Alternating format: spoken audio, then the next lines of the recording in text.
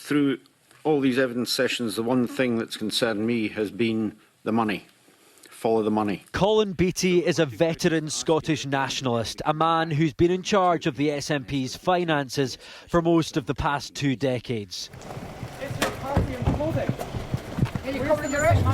The party's treasurer seen here on Monday after being arrested, detained by detectives investigating finances of Scotland's biggest political machine. Now, his resignation from the role.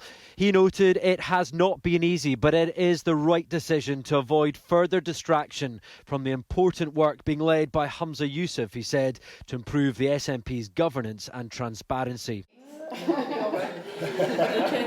The new SNP regime is paralysed by scandal, something recognised by Humza Yousaf's deputy. The party has to get its house in order.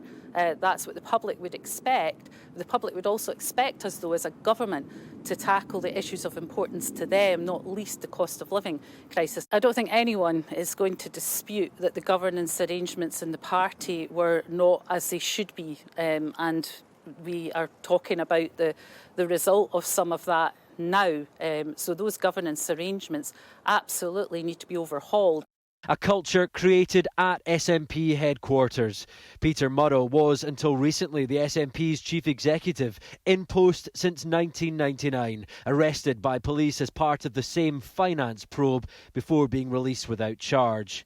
He's married to Nicola Sturgeon. She too recently suddenly quit as leader of the party and First Minister, her team insisting she will cooperate with police if requested. Colin Beattie began overseeing SNP financial matters in 2004. He was replaced briefly in 2020, but his successor quit, claiming he did not have access to the information to do the job.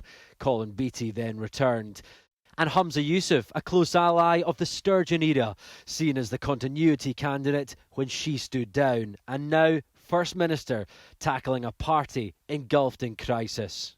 This scandal leaves the SNP in an even deeper hole. It is now without a permanent chief executive and has an unexpected vacancy for the role of treasurer. All the while, the party doesn't have auditors looking after its financial accounts after the last firm resigned. And the police investigation is intensifying.